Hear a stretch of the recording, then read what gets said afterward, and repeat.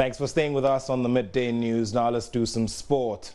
Kumasi Asante Kotoko are still basking in the glory of winning, their first game against Etoile du Sahel in the second round of the qualification phase of the CAF Champions League.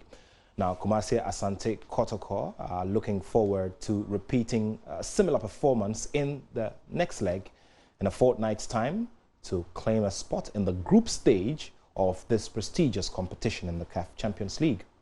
Now, there's a lot of conversation about, the preparations and looking forward towards that big one. Now, as a result, the Porcupine Warriors will go into straight preparation to get themselves ready for this very big one. The CEO of the club, Kumasi Asante Kotoko, I'm talking about George Amoako, has been speaking after this game. It was a very difficult game. The Tunisians came with a strategy to frustrate our game, and I think they succeeded in doing that. If they had opened up to play football against us, it would have been a different thing. But it's a two-legged affair. This is the first one. We got 2 goals. Let's see what will happen in 2.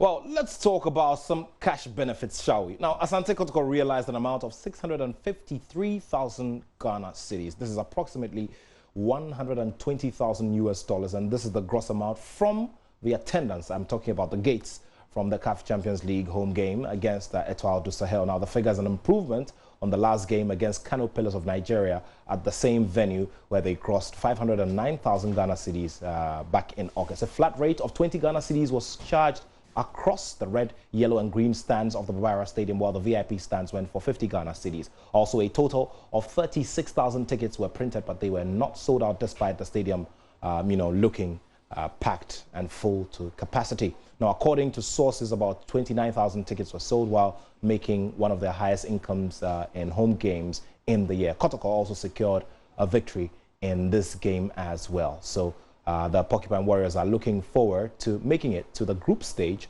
of this competition. And of course, this is a 13-year wait that Kumasi Asante Kotoko are having for that reach or the leap into the money zone or the group stage of this competition. Now, the second leg will be played at the Stade Mustafa Ben Janet in Monastir in Tunisia. Now, after all the bragging and warning notices and all of the big talk against their opponents, it was down to the battle on the fields as 57 insurance companies converged at the Birmingham Sports Complex for the drive time with the Insurance Invitational. Now, the rains came in at a certain point, but it didn't do anything to take away from the fun. Now, Ghana Life Assurance were winners of the Team Spirit Award, and here is a report by Joy Sports' Baba Tando. There were 9 trophies up for grabs on the day, and clearly, only the toughest survived. Quality Insurance Company, QIC, rose to the occasion as they were crowned champions of the Droughts and Ludo events. The ladies of Germany Life Insurance Company, Glyco, stood tallest among all their female competitors as they emerged winners of the ladies' penalty shootout. The biggest talk was among the CEOs who turned up as to who was the best at shooting to score. In the end, it was Dr. Issa Anonfuri who gave his company, QLAC, some assurance, claiming all the bragging rights. For me, it wasn't anything difficult, and I believe in figures.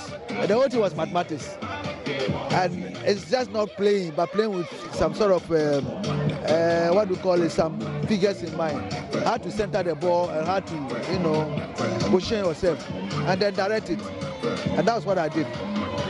Are we looking forward to seeing you next year? Next year is even going to be even easier. Because this I didn't practice, I didn't even train. I just came. But now that I realized that it's something that we'll be doing yearly, we stopped for some time. We're not having these games. So now that I realized that we're going to be having it constantly, I'm going to train. And indeed, my company, we are going to be training every quarter. So next time, it's not going to be the same. Ghana Union Assurance went home as winners of the arm wrestling competition. Wapik showed so much prowess on the Scrabble board, leaving as champions. Phoenix Life's Richard Eshem beat Edward Akon-Boama of Phoenix Insurance to the trophy in table tennis. The volleyball competition saw SIC Insurance weathering the storm to emerge champions. Vanguard Life made mincemeat of all their opponents, winning the Tag of Peace event in the end. Star Life shone like real stars as their team allowed their feet to do the talking on the football pitch. In the end, they did what stars do. It's through teamwork and also by God's grace, because the guys are great. They are very good players and well skilled. So we had a game plan that we play on the counter, and through that we were able to win the cup. So we won it for the first time. By His grace, we won the cup. So we thank God for that. All that's well ends well, but it's not over yet. The battle lines have already been drawn for next year. But in the meantime, in between time, the Drive Time with Insurance campaign continues over the next 13 weeks.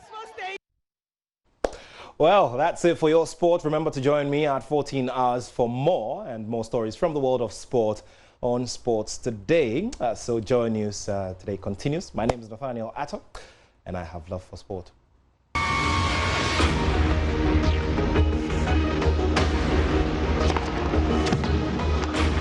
15